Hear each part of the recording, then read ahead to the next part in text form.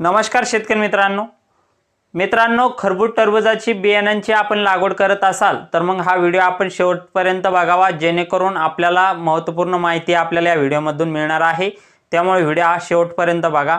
मित्रांनो, आपण खरबूज आणि टरबूजाची बियाण्यांची लागवड करत असतो किंवा रोपांची लागवड करत असतो। मग मित्रांनो, या दोन पद्धतीमध्ये आपल्याला बियांची लागवड आपण केली तर त्यामध्ये खर्च कमी होतो। आपण रोपांची लागवड त्यामध्ये केली तर त्यामध्ये आपला खर्च हा वाढतो, कारण आपल्याला नर्सरीमधून रोप ते आणणं लागतं, तयार करून आणणं लागत असतं आणि त्याची नंतर आपण रोपांची ती आहे तर ती लागवड आपण बेड पद्धतीवर करत असतो।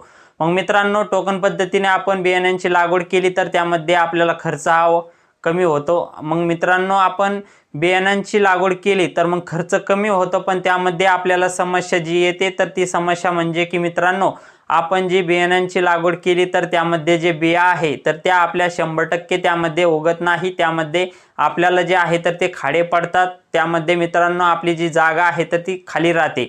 मग मित्रांनो, आपण ही जागा पुन्हा आपण त्यामध्ये बियाण्यांची लागवड करतो, पुन्हा ती भरवतो। मग त्यामध्ये आपलं जे आहे तर त्या बियाची उगवण क्षमता त्यामध्ये होते, काही प्रमाणात पुन्हा खाडे होतात।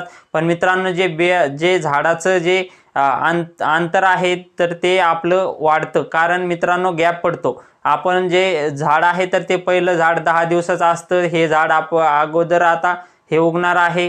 तर मित्रांनो, अशा पद्धतीने जे आहे तर ते त्याचं जे अंतर आहे तर ते दिवसामध्ये दूर होतं आणि मग यामध्ये आपल्याला नंतरच्या काळामध्ये तर आपल्याला जे सेटिंग आहे तर ती सेटिंग व्यवस्थित होत नाही, म्हणजे आगमाग जी सेटिंग आहे तर ती होत असते।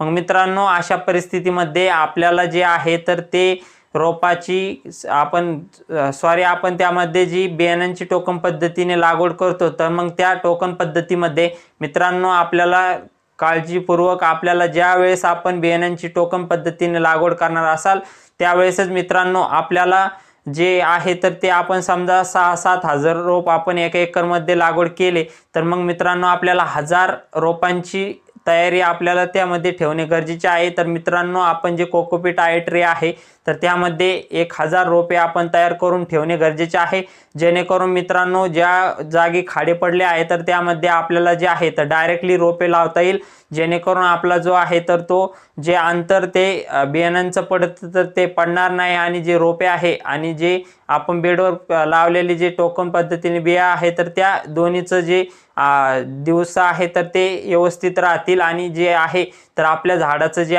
सेटिंग आहे तर ते योग्य त्यामध्ये होईल आणि आपले पीक आहे तर ते चांगलं येईल। अशा पद्धतीने मित्रांनो आपल्याला लक्षात ठेवायचं आहे की आपण बियाण्यांची लागवड केली तर आपल्याला जे आहे तर रोपांची संख्या त्यामध्ये 1000 रोपांची संख्या त्यामध्ये करून ठेवणे गरजेचे आहे। मित्रांनो, यामुळे आपला असा फायदा होणार आहे की रोपे आगेमागे होणार नाही आणि आपल्याला जे उत्पादन आहे तर ते चांगल्या पद्धतीने येईल, त्यामध्ये खाडे सुद्धा होणार नाही। तर मित्रांनो, माहिती कशी वाटली कमेंट करून सांगा। व्हिडिओ आवडल्यास व्हिडिओला लाईक आणि चॅनलला सबस्क्राईब करून घ्या, कारण शेतीविषयी आपण माहिती नवनवीन देण्याचा प्रयत्न करत असतो। तर मित्रांनो, धन्यवाद। जय जवान जय किसान।